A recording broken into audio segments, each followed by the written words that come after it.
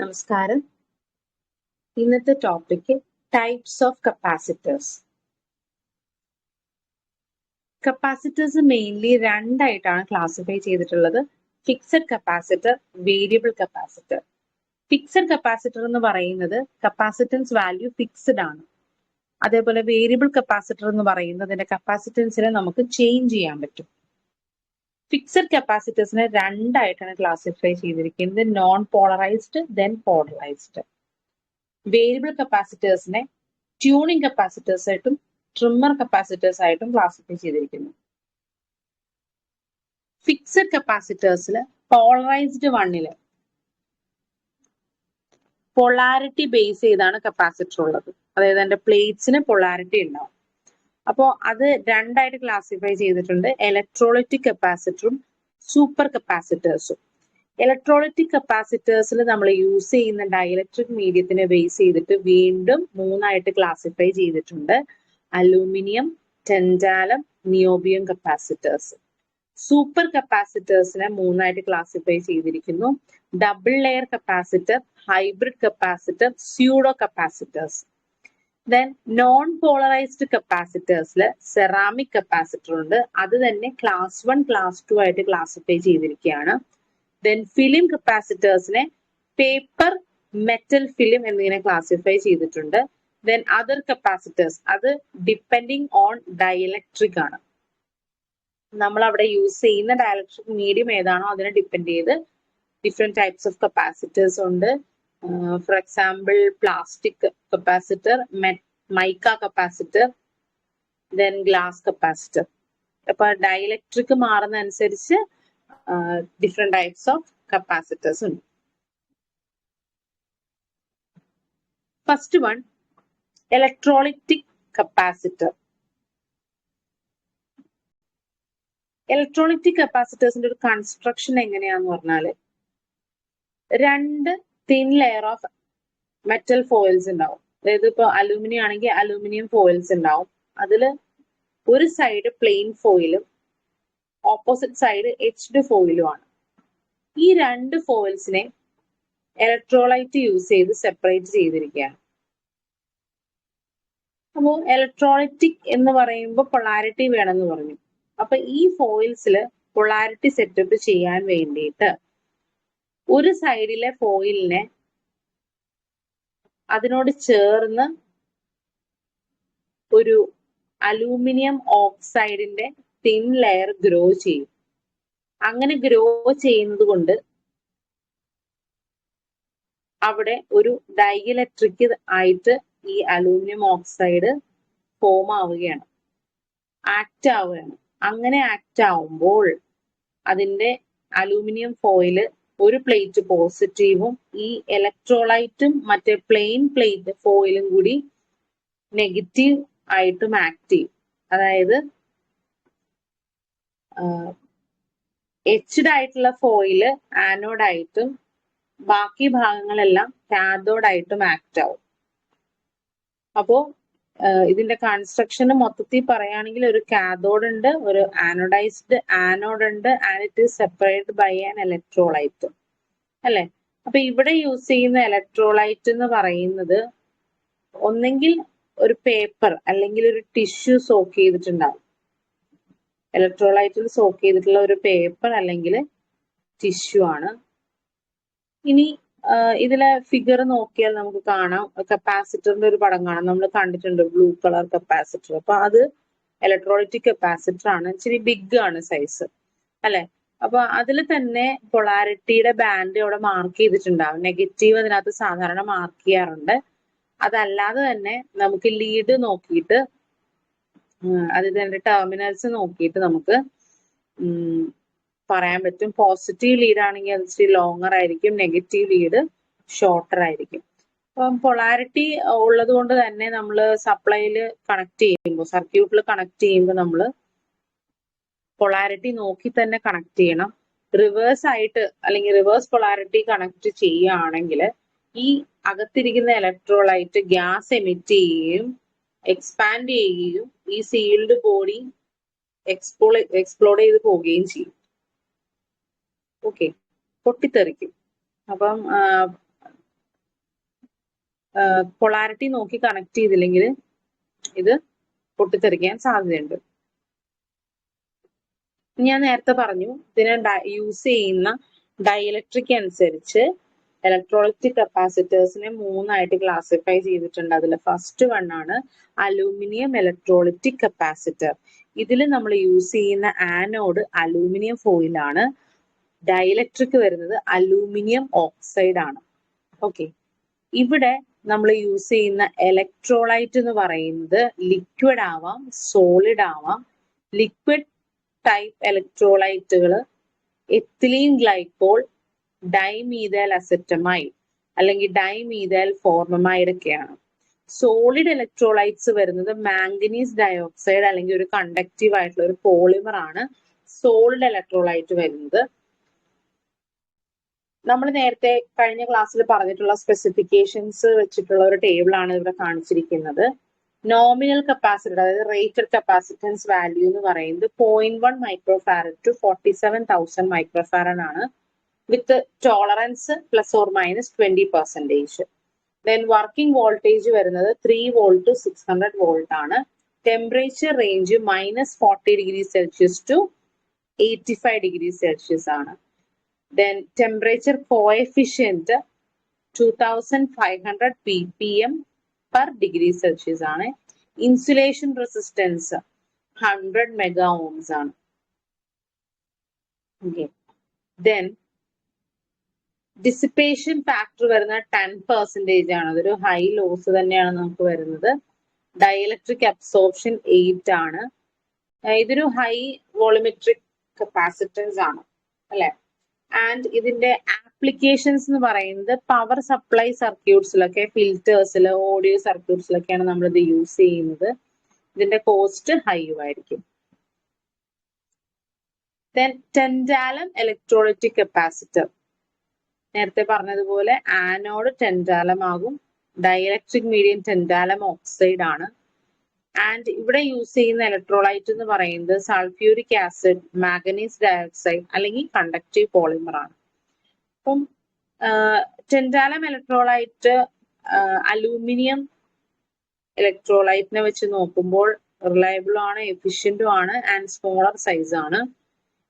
ഈ type capacitors നമ്മൾ military ആപ്ലിക്കേഷൻസിലാണ് കൂടുതൽ യൂസ് ചെയ്യുന്നത്. കാരണം ഇതിന്റെ സ്റ്റെബിലിറ്റിയും റിലയബിലിറ്റിയും കൂടുതലായതുകൊണ്ട് തന്നെയാണ് മിലിറ്ററി ആപ്ലിക്കേഷൻസിൽ നമ്മൾ യൂസ് ചെയ്യുന്നത്. And rated values 0.1 microfarad to 1000 microfarad with 20% tolerance ആണ്. Working voltage 6 volt to 100 volt ആണ്. And temperature range -55°C to 85°C. Temperature coefficient plus 800 ppm per degree Celsius. Insulation resistance 20 mega ohm. Dielectric absorption 8.5. Dissipation factor 4% ആണ്. അപ്പൊ ഇവിടെയും operating losses high ആണ്, leakage കറണ്ടും ഉണ്ടാവും. പക്ഷെ ഇത് ഹൈ വോളിമെട്രിക് കപ്പാസിറ്റൻസും ആണ്. റിലയബിലിറ്റിയും ഉള്ളത് കൊണ്ട് തന്നെ മിലിറ്ററി ഓഡിയോ ആൻഡ് DC സർക്യൂട്ട്സിലൊക്കെയാണ് നമ്മളിത് യൂസ് ചെയ്യുന്നത്. Then niobium electrolytic capacitor. ഇവിടെ anode niobium, dielectric medium niobium pentoxide ആണ്. ആൻഡ് ഇലക്ട്രോലൈറ്റ് ആയിട്ട് യൂസ് ചെയ്യുന്നത് മാംഗനീസ് ഡയോക്സൈഡ് അല്ലെങ്കിൽ കണ്ടക്റ്റീവ് പോളിമർ ആണ്. ഇതിന്റെ റേറ്റിംഗ് വാല്യൂ വരുന്നത് 1 മൈക്രോഫാരഡ് ടു 1500 മൈക്രോഫാരഡ് ആണ്, വിത്ത് 20% ടോളറൻസ്. 10 വോൾട്ട് ടു 16 വോൾട്ട് ആണ് ഇതിന്റെ വർക്കിംഗ് വോൾട്ടേജ് വരുന്നത്. -30°C ടു 105°C വരെ വരുന്നു. ആൻഡ് ഇത് DC ആപ്ലിക്കേഷൻസിൽ മാത്രമേ യൂസ് ചെയ്യാൻ പറ്റുള്ളൂ. അതുകൊണ്ട് ലോ വോൾട്ടേജ് റേറ്റിംഗ് ആണ്. അപ്പം അതുകൊണ്ടൊക്കെ തന്നെ ഇത് ഒരു മെയിൻ ഡിസഡ്വാൻറ്റേജസ് ആണ്. ഇതിന്റെ ഓപ്പറേറ്റിംഗ് ലോസും ഹൈ ആണ്, ലീക്കേജ് കറണ്ടും ഉണ്ട്. ദെൻ ഇതിന്റെ അഡ്വാൻറ്റേജ് വരുന്നത് ഹൈ വോളിമെട്രിക് കപ്പാസിറ്റൻസ് ആണ്, റിലയബിലിറ്റി ഉണ്ട്, ലോ കോസ്റ്റ് ആണ്. And applications high capacitance DC applications. Ceramic capacitors. Ceramic വരുന്നത് നോൺ പോളറൈസ്ഡ് ആണ് അല്ലെ. ഇവിടെ നിങ്ങൾ കണ്ടിട്ടുണ്ടാകും ഒരു ഡിസ്ക് ഷേപ്പ് അല്ലെങ്കിൽ ഒരു ഹോളോ ട്യൂബുലാർ ഷേപ്പിൽ വരുന്ന കപ്പാസിറ്റേഴ്സ് ആണിത്. വിത്ത് എന്താണ് ഡയലക്ട്രിക് മീഡിയം എന്താണ് സെറാമിക് ആണ്. ഓക്കെ, അപ്പൊ നിങ്ങൾക്ക് ഈ ഫിഗർ നോക്കുമ്പോൾ അറിയാം ഡയലക്ട്രിക് മീഡിയം ഒരു സെറാമിക് ഡയലക്ട്രിക് മീഡിയം ഉണ്ട്. രണ്ട് ഓപ്പോസിറ്റ് സൈഡ്സിൽ മെറ്റൽ ഇലക്ട്രോഡ് അല്ലെങ്കിൽ പ്ലേറ്റ്സ് ഉണ്ട്. ഈ plates are quoted with silver. Okay, and ഇതിന്റെ വാല്യൂ ഈ കപ്പാസിറ്ററിന്റെ കപ്പാസിറ്റൻസ് വാല്യൂ ഈ ഡിസ്കിൽ തന്നെ മാർക്ക് ചെയ്തിട്ടുണ്ടാവും. ഓക്കെ, ആൻഡ് ഈ കപ്പാസിറ്റേഴ്സ് മെയിൻലി അതിന്റെ ഒരു പെർഫോമൻസ് ബേസ് ചെയ്തിട്ട് ക്ലാസ് 1, ക്ലാസ് 2, ക്ലാസ് 3 ആയിട്ട് ക്ലാസിഫൈ ചെയ്തിട്ടുണ്ട്. ക്ലാസ് 1 സെറാമിക് കപ്പാസിറ്റേഴ്സ് എന്ന് പറയുന്നത് low tolerance, thermal stability, low operating loss, high dielectric constant, ഇങ്ങനെ ഇത്രയും ഉള്ള ഒരു ക്ലാസിഫിക്കേഷൻ ആണ് ഈ ക്ലാസ് 1 എന്ന് പറയുന്നത്. ഹൈ ഫ്രീക്വൻസി ആപ്ലിക്കേഷൻസിൽ നമുക്ക് ഈ ടൈപ്പ് ക്ലാസ് 1 സെറാമിക് നമുക്ക് യൂസ് ചെയ്യാൻ സാധിക്കും. ഇതിന്റെ വോൾട്ടേജ് വർക്കിംഗ് വോൾട്ടേജ് വരുന്നത് 50 വോൾട്ട് ടു 30,000 വോൾട്ട് ആണ്. Capacitance 100 picofarad to 1 microfarad and tolerance 1% to 5% vary ചെയ്യുന്നുണ്ട്. ഇതിന് ഇൻസുലേഷൻ റെസിസ്റ്റൻസ് വളരെ കൂടുതലാണ്. 5 into 10⁻³ മെഗാ ഓംസ് ആണ് വരുന്നത്. ഇതില് ഓപ്പറേറ്റിംഗ് ലോസ് കുറവാണ്, ലോ ടോളറൻസ് ആണ്, അതുകൊണ്ട് തന്നെ സ്റ്റെബിലിറ്റി കൂടുതലാണ്. അപ്പൊ നമുക്ക് ഹൈ ഫ്രീക്വൻസി ആപ്ലിക്കേഷൻസിലൊക്കെ ഇത് യൂസ് ചെയ്യാൻ സാധിക്കും. അപ്പൊ ഒരു ഫസ്റ്റ് ക്വാളിറ്റി എന്ന് പറയാൻ സാധിക്കുന്നത് ക്ലാസ് 1 സെറാമിക് കപ്പാസിറ്റേഴ്സ് ആണ്. ഇനി ക്ലാസ് 2 എന്ന് പറയുന്നത് ക്ലാസ് 1നേക്കാളും കുറവുള്ള സ്റ്റെബിലിറ്റിയും അക്യുറസിയും കുറവുള്ള കപ്പാസിറ്റേഴ്സ് ആണ് ക്ലാസ് 2. ഇതിന്റെ കപ്പാസിറ്റൻസ് വാല്യൂ വരുന്നത് 100 picofarad to 1 microfarad, voltage level 50 volt to 30,000 voltage. ഇതിന്റെ പാരാമീറ്റേഴ്സ് എല്ലാം അപ്രോക്സിമേറ്റ്ലി ഈക്വൽ ആയിട്ട് തന്നെയാണ് വരുന്നത്. പക്ഷെ ലെസ് സ്റ്റേബിൾ ആണ് കമ്പാരിറ്റീവ് ടു ക്ലാസ് 1.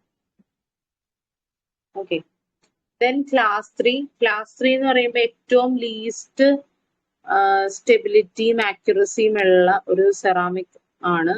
ഇതിലെ ടെമ്പറേച്ചർ ഡിപ്പെൻഡൻസസ് എന്ന് പറയുന്നത് നോൺ ലീനിയർ ആണ്. അഗെയിൻ വോൾട്ടേജ് ഡിപ്പെൻഡൻസും നോൺ ലീനിയർ ആണ്. അതുപോലെ തന്നെ ഓപ്പറേറ്റിംഗ് ലോസ് കൂടുതലാണ്. അപ്പൊ ഈ പറഞ്ഞ 3 കാര്യങ്ങൾ ഇതിന്റെ വലിയൊരു ഡ്രോബാക്ക് ആണ്. ഇതൊക്കെ കൊണ്ട് തന്നെ ഇതിന്റെ ലൈഫ് സ്പാനും ചെറുതാണ്. It cannot withstand high voltages. Okay, and ഇത് വളരെ കോമ്പാക്റ്റ് ആണ് and it have high permittivity. പക്ഷെ നമ്മൾ ഈ ഒരു ക്ലാസ് 3 സെറാമിക് കപ്പാസിറ്റേഴ്സ് പൊതുവെ സ്റ്റാൻഡർഡൈസ് ചെയ്തിട്ടില്ല. EIA സ്റ്റാൻഡർഡൈസ് ചെയ്തിട്ടില്ല. അതുകൊണ്ട് നമ്മൾ ഈ ഒരു ടൈപ്പ് ഓഫ് കപ്പാസിറ്റേഴ്സ് യൂസ് ചെയ്യാറുമില്ല. Next paper capacitor. പേപ്പർ കപ്പാസിറ്റേഴ്സിൽ നേരത്തെ പറഞ്ഞ പോലെ തന്നെ അലൂമിനിയം ഫോയിൽസിനിടയിൽ ഡയലക്ട്രിക് മീഡിയം ആയിട്ട് നമ്മൾ പേപ്പറാണ് യൂസ് ചെയ്യുന്നത്. ആൻഡ് ഈ പേപ്പർ നമ്മൾ ഓയിൽ, പ്ലാസ്റ്റിക് അല്ലെങ്കിൽ വാക്സ് വെച്ചിട്ട് കോട്ട് ചെയ്തിട്ടുണ്ട്. ഓക്കെ, ആൻഡ് ഇതിന്റെ നോമിനൽ വാല്യൂ വരുന്നത് 0.001 microfarad to 10 microfarad with 10% tolerance. Working voltage 200 volt to 1600 volt. Temperature range -55°C to 125°C. Then temperature coefficient ±800 parts per million per degree Celsius. Insulation resistance ഇതിനും വളരെ കൂടുതലാണ്. 5 into 10⁻³ mega Ohm's ആണ് വരുന്നത്. Non polarised ആണ്. Absorption വരുന്നത് 2.5% ആണ്. Operating loss 1% ആണ്. ഇതിന്റെ ഒരു ഡിസഡ്വാൻറ്റേജ് എന്ന് പറയുന്നത് ഇത് സസെപ്റ്റബിൾ ടു മോയ്സ്ചർ ആണ്. ദെൻ ഇതിന്റെ അഡ്വാൻറ്റേജ് എന്ന് പറയുന്നത് ഹൈ വോൾട്ടേജ് റേറ്റിംഗും ആണ്, ലോ കോസ്റ്റ് ആണ്, സ്റ്റേബിൾ ആണ്. അപ്പൊ ഈ പേപ്പർ കപ്പാസിറ്റേഴ്സ് നമ്മൾ മെയിൻലി യൂസ് ചെയ്യുന്നത് മോട്ടർ ആപ്ലിക്കേഷൻസിനാണ്. അപ്പൊ ഇത് ചോദിക്കാറുണ്ട് ക്വസ്റ്റ്യൻ. മോട്ടോർ ആപ്ലിക്കേഷൻസിന് യൂസ് ചെയ്യുന്ന കപ്പാസിറ്റർ പേപ്പർ കപ്പാസിറ്റർ ആണ്. Then mica capacitor. ഇതും ഞാൻ നേരത്തെ പറഞ്ഞു ഡയലക്ട്രിക് അവിടെ ചേഞ്ച് ആവുന്നതാണ്. മൈക്ക ആണ് ഡയലക്ട്രിക് ആയിട്ട് യൂസ് ചെയ്യുന്നത്. അപ്പൊ ഈ ഫിഗറിൽ നോക്കിയാൽ അറിയാം മെറ്റൽ ഷീറ്റുകൾക്ക് ഇടയിൽ മൈക്ക ഷീറ്റ്സ് ആഡ് ചെയ്തിരിക്കുകയാണ്. ഓക്കെ, അപ്പോ ഈ മൈക്ക ഷീറ്റ്സ് സിൽവർ യൂസ് ചെയ്ത് കോട്ട് ചെയ്തിട്ടുണ്ട്. മൈക്കയുടെ ഡയലക്ട്രിക് വാല്യൂ വരുന്നത്, കോൺസ്റ്റന്റ് വരുന്നത് 3 to 8 ഇടയിലാണ് വരുന്നത്. അപ്പോ ഇതിനെ നമുക്ക് വീണ്ടും ക്ലാസിഫൈ ചെയ്തിട്ടുണ്ട്. ക്ലാംഡ് കപ്പാസിറ്റർ, സിൽവർ മൈക്ക കപ്പാസിറ്റർ. ഇത് ജസ്റ്റ് അറിഞ്ഞിരിക്കാൻ വേണ്ടി പറയാണ്. ഇതിന്റെ റേഞ്ച് എന്ന് പറയുന്നത് few picofarad to 2 or 3000 picofarad. Voltage rating up to 500 volt.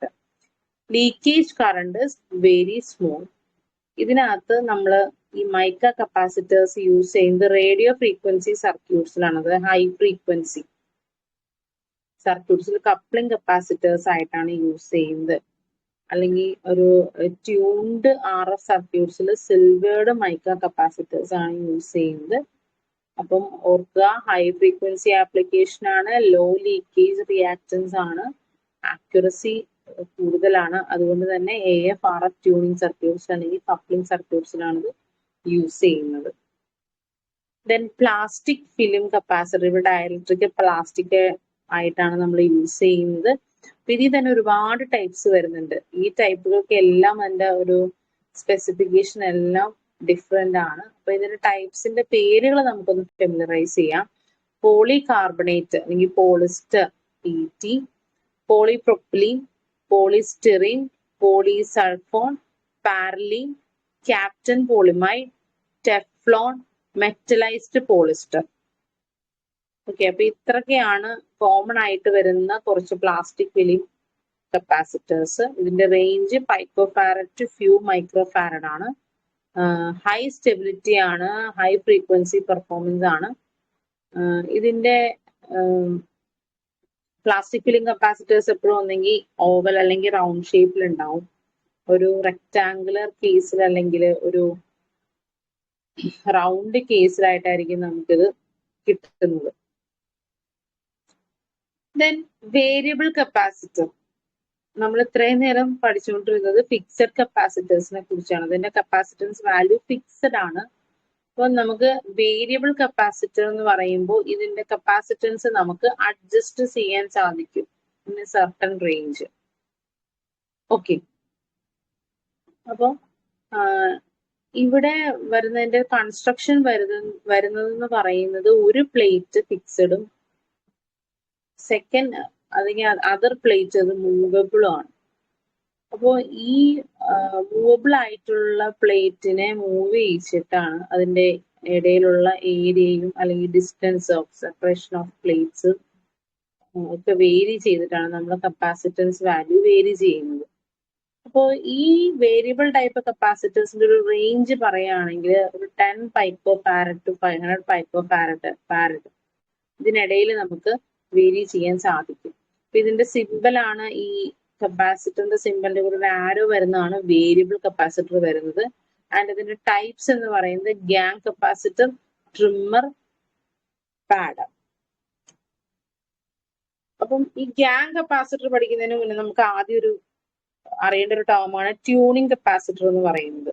നിങ്ങൾ ഇങ്ങനെ ഒരു ഇതേ ഫിഗർ നോക്കിയാൽ ഇതാണ് ട്യൂണിംഗ് കപ്പാസിറ്റർ എന്ന് പറയുന്നത്.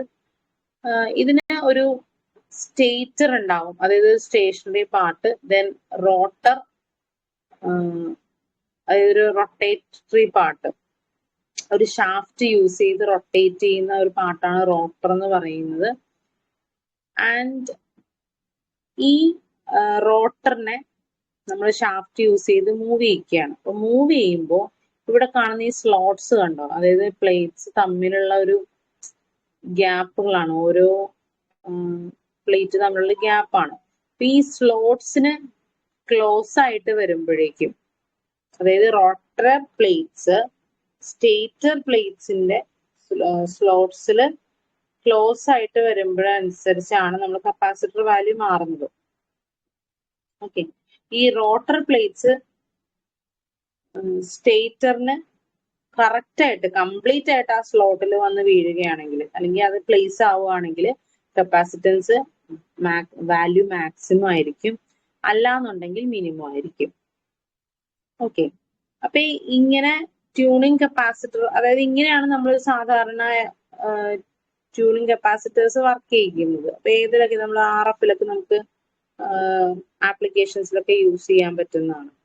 അപ്പോൾ ഈ ട്യൂണിങ് കപ്പാസിറ്ററിന്റെ ഒരു ടൈപ്പ് എന്ന് വേണമെങ്കിൽ പറയാം ഗ്യാങ്ഡ് കപ്പാസിറ്റർ. അതായത് നമ്മൾ നേരത്തെ പറഞ്ഞ ട്യൂണിങ് കപ്പാസിറ്റേഴ്സ് 2 യൂസ് ചെയ്യുന്നതാണ് ഗ്യാങ്ഡ് കപ്പാസിറ്റർ എന്ന് പറയുന്നത്. അപ്പൊ 2 എക്സാമ്പിൾ ആണ് ഞാനിപ്പോ പറയുന്നത്. ശരിക്കും ആക്ച്വലി ഒരു സെറ്റ് ഓഫ് മെറ്റാലിക് പ്ലേറ്റ്സ് കൊടുക്കുകയാണ്. അതിൽ ഒരെണ്ണം, അതായത് ഒരു വശം ഫിക്സ്ഡും മറ്റു വശം വേരിയബിളും ആയിട്ട്, അത് റോട്ടറും സ്റ്റേറ്ററും ആയിട്ട് കൊടുക്കുകയാണ്. അപ്പൊ ഈ ഗ്യാങ്ഡ് കപ്പാസിറ്റർ ഇവിടെ സിമ്പിൾ കാണിച്ചിരിക്കുന്നത് 2 ട്യൂണിങ് കപ്പാസിറ്റേഴ്സിനെ സിംഗിൾ ഷാഫ്റ്റ് കൊടുത്തിട്ടാണ് ഈ സിമ്പിൾ കാണിച്ചിരിക്കുന്നത്. അതായത് 2ന്റെയും റോട്ടറിനെ റൊട്ടേറ്റ് ചെയ്യാൻ സിംഗിൾ ഷാഫ്റ്റ് ആണ് യൂസ് ചെയ്യുന്നത്. അതാണ് ഈ ഡോട്ടഡ് ആയിട്ട് കാണിച്ചിട്ടുള്ളത്. ഓക്കെ, ഇന്റേണലി അത് കണക്റ്റഡ് ആണ്. ആൻഡ് ഇതിന്റെ കപ്പാസിറ്റൻസ് വാല്യൂ എന്ന് പറയുന്നത് പൈക്കോഫാരഡ് ടു ഫ്യൂ 10 പൈക്കോഫാരഡ് ആണ്. ഇതിനെ ട്യൂണിങ് കണ്ടൻസർ എന്നും പറയും. അതായത് നമ്മുടെ സാധാരണ റേഡിയോ റിസീവേഴ്സിലും LC സർക്യൂട്ട്സിലൊക്കെ നമ്മളിത് യൂസ് ചെയ്യാറുണ്ട്. ആന്റിനാസിൽ ഇംപെഡൻസ് മാച്ചിങ്ങിനും നമ്മളിത് യൂസ് ചെയ്യാറുണ്ട്. Next trimmer capacitor.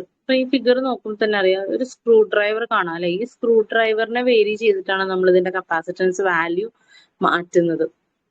ഓക്കെ, ഈ താഴെ കാണുന്ന ഫിഗറിൽ നോക്കുമ്പോൾ അറിയാം, ഒരു മൂവബിൾ പ്ലേറ്റും ഉണ്ട്, ഒരു ഫിക്സഡ് പ്ലേറ്റും ഉണ്ട്. അതിൽ ഇൻ ബിറ്റ്വീൻ ഡയലക്ട്രിക് കൊടുത്തിട്ടുണ്ട് അല്ലെ. ഈ ഡയലക്ട്രിക് എന്ന് പറയുന്നത് എയർ ആകാം, മൈക്ക, സെറാമിക്, ഈ 3-ൽ എന്ത് വേണമെങ്കിലും ആവാം ഡയലക്ട്രിക് എന്ന് പറയുന്നത്. അപ്പൊ നമ്മൾ ഈ സ്ക്രൂ മൂവ് ചെയ്യുന്ന അനുസരിച്ച് ഈ മൂവബിൾ പ്ലേറ്റ് റൊട്ടേറ്റ് ചെയ്യും. അപ്പൊ റൊട്ടേറ്റ് ചെയ്യുമ്പം ഈ ഫിക്സഡും മൂവബിളും സെയിം ആയിട്ട്, അതായത് സെയിം ലൊക്കേഷനിൽ പ്ലേസ് ചെയ്യുകയാണെങ്കിൽ, അതായത് ഫിക്സഡിന്റെ മേളിൽ തന്നെ മൂവബിൾ കറക്റ്റ് വന്ന് വീഴുകയാണെങ്കിൽ അതിന് മാക്സിമം കപ്പാസിറ്റൻസ് ആയിരിക്കും. ഈ ഫിഗറിൽ കാണിച്ചിരിക്കുന്ന പോലെ ഓപ്പോസിറ്റ് ആണെങ്കിൽ മിനിമം കപ്പാസിറ്റൻസ് ആയിരിക്കും ഉണ്ടാവുക. ഓക്കെ, അപ്പൊ ഇതൊരു ഭയങ്കര ലോ വാല്യൂ കപ്പാസിറ്റേഴ്സ് ആണ്. അതായത് പൈക്കോഫാരഡ് റേഞ്ചിലുള്ള കപ്പാസിറ്റേഴ്സ് ആണ്. TV, റേഡിയോ, ബ്രോഡ്കാസ്റ്റ് റിസീവേഴ്സിലൊക്കെയാണ് നമ്മളിത് യൂസ് ചെയ്യുന്നത്. Next padder capacitor. അതായത് ട്രിമ്മർ തന്നെയാണ്. ട്രിമ്മറിന്റെ ഒരു high value capacitance with air as dielectric, അതാണ് പാഡർ കപ്പാസിറ്റർ എന്ന് പറയുന്നത്. ഇപ്പൊ ഈ ഫിഗർ നോക്കുമ്പോൾ അറിയാം, 2 കപ്പാണ് ഉള്ളത്. അതായത് ഇതിനെ ഫിഗറിൽ നോക്കുക, അപ്പർ കപ്പ്, ബോട്ടം കപ്പ്. അപ്പൊ ഇത് അലൂമിനിയം കപ്സ് ആണ്, അതായത് കോൺസെൻട്രിക് ആയിട്ടുള്ള കപ്പുകളാണിത്. ഇപ്പം ഈ അഡ്ജസ്റ്റബിൾ സ്ക്രൂ എന്ന് കാണാം അല്ലെ. ഈ സ്ക്രൂവിനെ നമ്മൾ ട്യൂൺ ചെയ്യുന്ന അനുസരിച്ച് ഈ 2 കപ്പിനിടയിലുള്ള ഗ്യാപ്പ് വേരി ചെയ്യും. അങ്ങനെയാണ് ഇതിനകത്ത് കപ്പാസിറ്റൻസ് വാല്യൂ നമ്മൾ വേരി ചെയ്യുന്നത്. ഇതിന്റെ ഒരു റേഞ്ച് എന്ന് പറയുന്നത് 5 പൈക്കോഫാരഡ് ടു 600 പൈക്കോഫാരഡ് ആണ്.